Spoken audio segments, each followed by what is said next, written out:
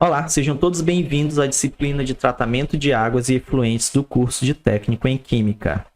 Vamos para a nossa segunda etapa.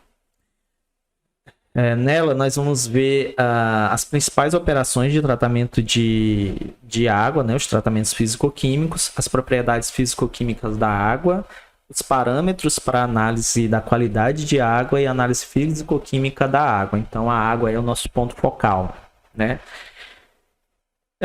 De primeiro, nós vamos ver os processos de tratamento, né, que estão dentro das operações que nós vimos na primeira etapa. Então, só dando uma revisada rápida. Esses processos, como a gente falou, são classificados em físicos e químicos e biológicos, tá? Muitas vezes agindo ali no mesmo momento. Então, dos processos físicos, né? E aí a gente lembra lá, os sólidos mais grosseiros a gente tira, vai depender do tamanho da partícula, do peso específico e viscosidade. Então nós temos o gradeamento, sedimentação, filtração, flotação, regularização e equalização, etc.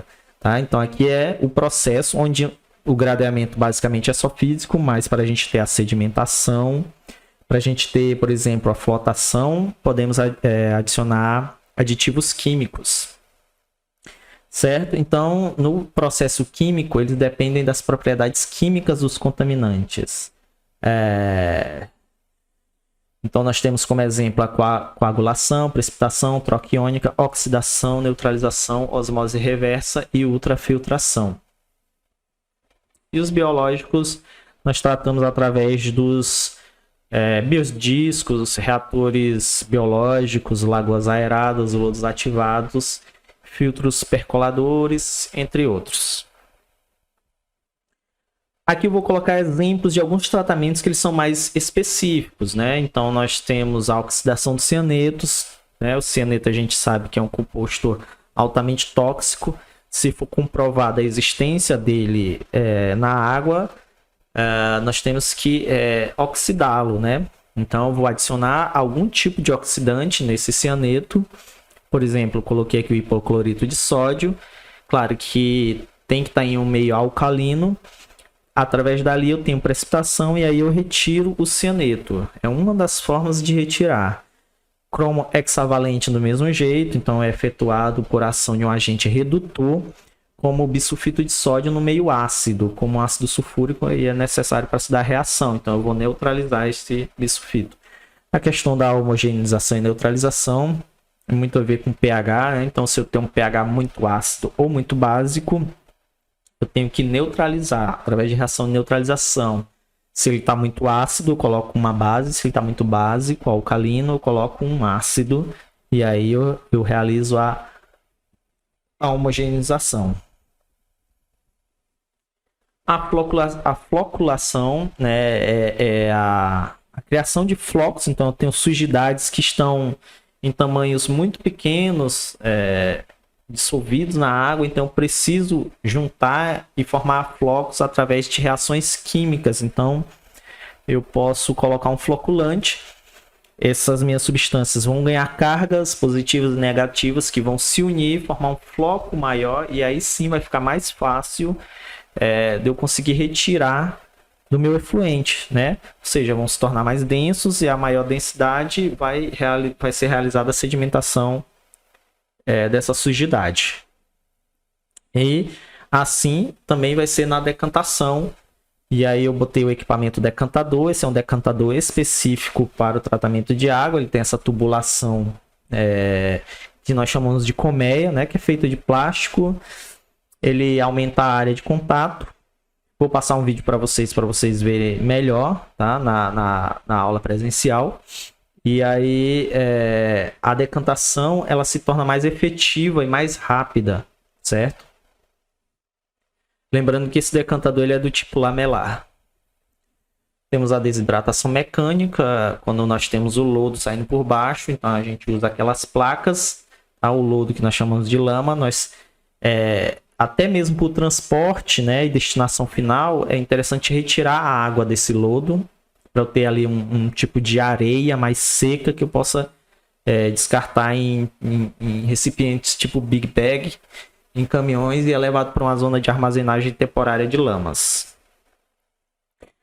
Agora vamos dar uma mudada de assunto, né? Eu quero apresentar para vocês aqui as propriedades físico-químicas da água, tá? Esse é um assunto que ele é de química, até de química inorgânica, às vezes de química geral.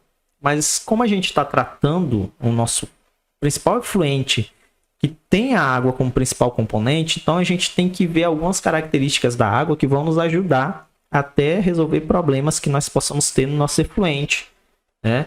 Usar o melhor método de tratar o efluente, tá? Lembrando sempre que a água é o mais abundante, né? É a substância mais abundante no nosso planeta. A gente viu que tem bastante água, poderia ser chamada até de planeta água em vez de planeta Terra, mas que nem toda água ela é consumível, né? Ela é uma água potável para se utilizar, mas ela é sim muito abundante por causa das suas características. Ela é muito importante para os seres vivos, né? Não só para os seres aquáticos, para nós, né? O nosso corpo tem uma grande quantidade de água, inclusive que vai diminuindo com o tempo, né? Então, quando você é um bebezinho, você tem bastante água ali no seu organismo, realizando as reações bioquímicas necessárias, e à medida que você vai envelhecendo, você vai desidratando, você vai ficando mais crocante, como se diz. Tá? Então, é muito importante para o nosso metabolismo. Então, a gente tem que estar sempre se hidratando, não esqueçam, tomem sempre água, tá? Qual a fórmula da água? É a fórmula mais conhecida. Acho que de todas as fórmulas que eu apresento, todo mundo sempre fala que viu essa fórmula, né? Existe uma marca de água mineral saborizada que tem aí o H2O, não sei se vocês vão lembrar, mas essa é a fórmula da água, tá? O que essa fórmula nos diz? Nós temos dois elementos, certo? Então, nós temos o elemento hidrogênio, que é o elemento mais leve da tabela periódica, é o menor elemento, e nós temos o oxigênio, tá? O 2 ali está me indicando que eu tenho 2 átomos de hidrogênio para 1 átomo de oxigênio. A água é uma substância, ela é inorgânica, apesar dela ser primordial para os seres vivos, né? Para os organismos vivos, ela é uma substância inorgânica, ela faz parte lá daquelas substâncias, não sei se vocês lembram, ácido, base, óxidos e sais. Então a água ali é um óxido, é uma substância bastante versátil, ela é uma molécula polar, então essa informação é uma das mais importantes, porque todos os organismos do planeta, eles só existem porque a água ela é polar. Inclusive, quando astronautas vão em outros planetas, eles vão atrás de quê? De água, né? Porque a água é um indício que teve, pelo menos, se teve água, é um indício que existiu organismos vivos lá, porque a água é fundamental para os seres vivos, tá? Essa polaridade é exatamente o que está falando, né? Como está aqui na imagem. Você tem a molécula de água, olhem para essa molécula aqui. Deixa eu colocar o laser aqui. Vocês olham para essa molécula, né? Essa representação didática é muito boa de esferas, né? Lembrando lá o Dalton, onde você tem o oxigênio como essa esfera vermelha maior e o hidrogênio como esferas menores ali encaixadas no oxigênio.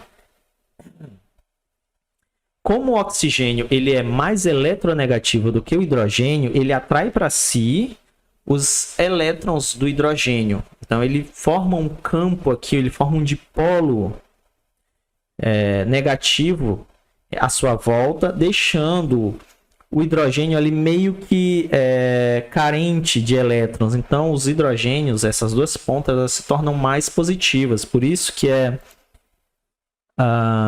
não tem como dar um zoom aqui, né?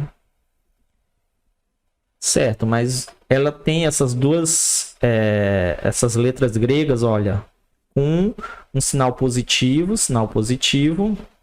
e aqui sinal negativo, quer dizer, há um dipolo ali, né? há um polo positivo, há um polo negativo. O que que isso acarreta? Então, essa molécula de água, ela forma um polo negativo que vai interagir com o polo positivo da outra molécula. E assim sucessivamente.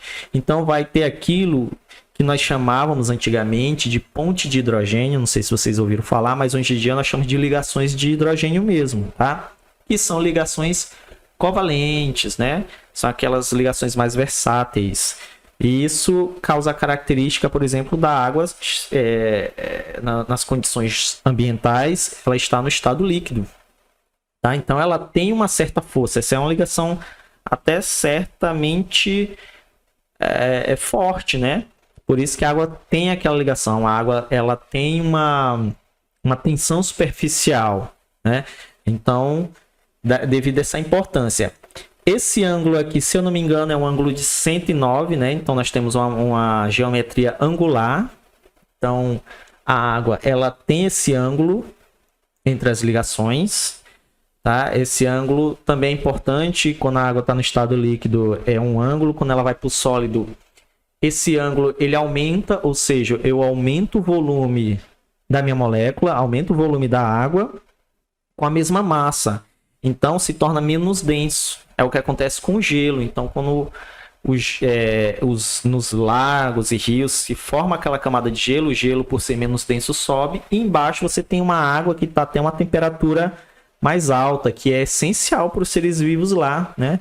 Caso congelasse tudo ou o gelo fosse profundo da água, seria impossível para os seres vivos continuar vivendo lá. Então também tem essa importância. E ela é triatômica, porque ela tem os 3 átomos, 2 de hidrogênio e 1 de oxigênio. E vamos em frente. A água, ela é conhecida como solvente universal. Ela dissolve quase tudo, né? Quase tudo quando nós estamos falando de substâncias hidrofílicas, né? Que é aquela substância que tem afinidade com a água. Contrário das hidrofóbicas, como o óleo, por exemplo. Então, essa substância ela não tem uma interação com a água. Como eu acabei de falar, a água ela é polar, tem um polo positivo e negativo. O óleo, por exemplo, é apolar, né? Então, elas não interagem. É aquela questão do semelhante dissolve semelhante. A maioria das reações são em meio aquoso. Então, ao longo da disciplina, do curso de vocês, vocês estão trabalhando com reações químicas e vocês vão perceber que a água ela está ou na fórmula química, né? Você vai ter lá o NaCl mais H2O, ou ela vai estar NaCl e no cantinho vai ter, entre parênteses, o AQ, que está indicando que aquela reação ocorreu em meio aquoso, né? Então acontece muito, soluções no laboratório a gente utiliza muito água. Em menos quantidade a gente utiliza o álcool. Mas é muito comum a água. Por quê? Porque a água é um solvente universal. Ela é de fácil manuseio, né? E aí a gente pode tratar ela. Certo? O calor específico da água é 1 caloria por grama por grau Celsius. Que quer dizer que para eu aquecer, adicionar uma quantidade de calor, aumentar em 1 grau... a quantidade de calor em 1 grama, essa é a temperatura que eu preciso, né, para aumentar 1 grau, certo? Então, por isso mesmo, a água ela chega a ser um moderador de temperatura, certo? Então, a água ela tem um calor específico muito alto. Eu preciso adicionar fonte de calor muito grande para aquecer a água. Isso também é importante, né? É só a gente sair aqui no sol de Bacabal e o calor específico da água fosse baixo. Na hora que a gente saísse, que aquecesse, a água evaporava e a gente desidratava e acabaria morrendo, certo? Então a água tem essa particularidade fundamental. A densidade da água é 1 grama por centímetro cúbico. Como eu já falei, o gelo ele expande, né, por causa da configuração geométrica da molécula de água. E aí nós temos que a água ela tem propriedades comuns, interessantes. A água ela é incolor, inodora, né? Não tem sabor. E o seu estado físico mais comum é o líquido. Mais comum que eu digo nas condições normais de temperatura e ambiente. Então aqui eu tenho um soluto, por exemplo, o sal. A água, o sal é um soluto hidrofílico. E no final eu tenho soluções. O que é a minha solução? É a água, né, agindo como um solvente. A água fazendo a hidrólise, né? Então nós temos o NaCl, no caso aqui, nesse exemplo. E aí, quando eu coloco ele em água, a hidrólise, que é a quebra da molécula, é a quebra do Na com o Cl. Isso a gente chama de hidrólise. Por isso, o sal ele dissolve, né? Até o seu coeficiente de solubilidade máximo, ele vai dissolvendo e a água vai ali fazendo parte do meio, certo? Nós temos aqui os parâmetros para análise da qualidade da água. Então, se eu vou trabalhar com análise da água, eu tenho que ter esses parâmetros, eu tenho que conhecê-los, saber analisar e saber, né, através das resoluções lá do CONAMA, quais são os padrões aceitáveis, certo? Então, eu tenho o oxigênio dissolvido, eu tenho a demanda bioquímica de oxigênio, a demanda química de oxigênio, pH e temperatura. E aqui eu tenho as análises, tá? Eu vou pedir para que vocês dêem uma lida com mais calma. Como eu ministrei a disciplina de técnicas de laboratório, eu lembro que eu passei para vocês um vídeo de titulação, né? Eu passei todo o procedimento. Então, titulação aqui é o carro-chefe das análises de água. Nós temos as análises titulométricas. É realmente uma titulação. O que vai mudar será o titulante que nós vamos utilizar, certo? Aqui, quando a gente está trabalhando, por exemplo, alcalinidade total, certo?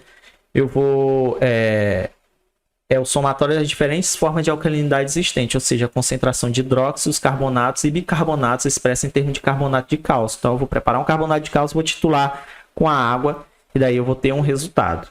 A mesma coisa com...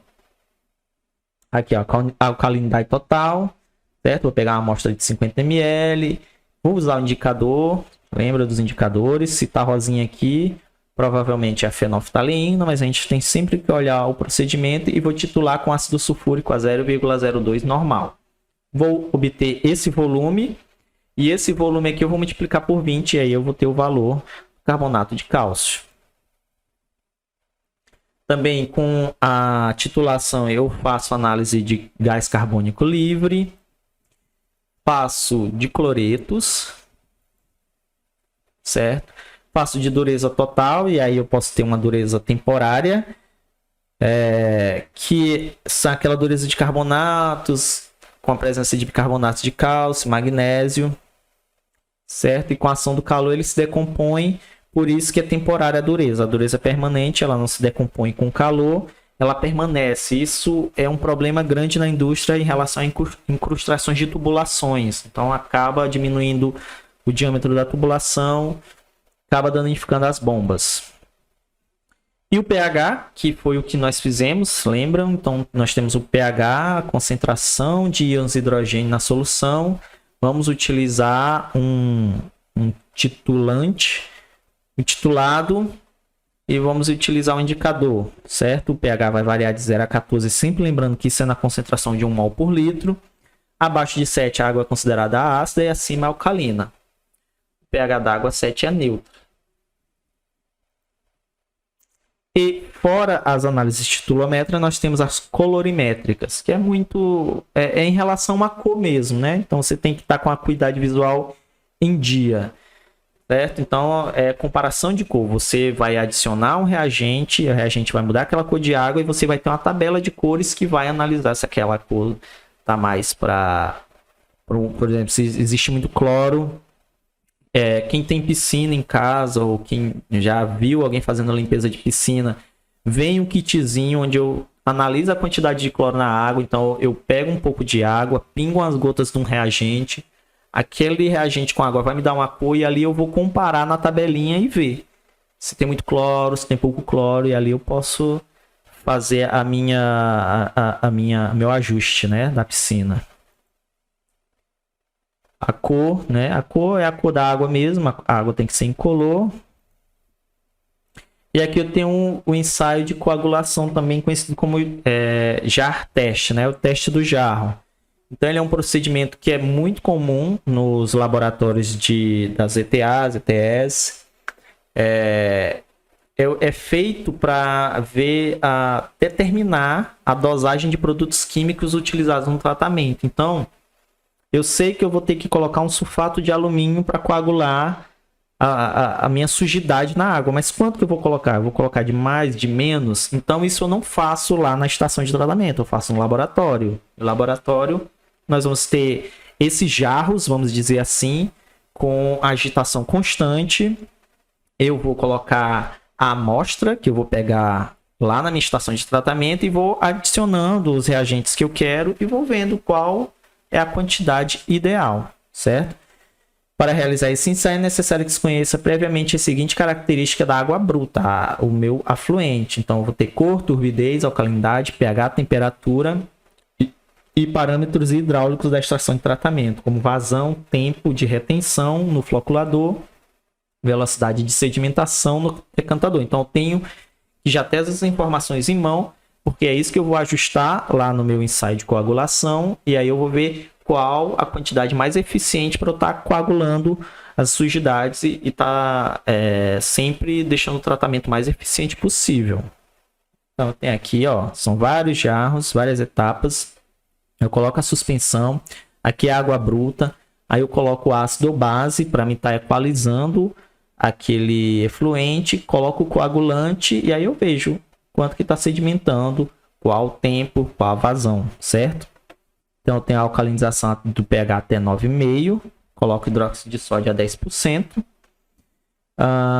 Coloco na coagulação, esse exemplo aqui ele colocou o tanino, tá? 10%. A segunda alcalinização ele colocou hidróxido de cálcio a 10%. E no final ele colocou a poliacrilamida, tá? Que é um polímero.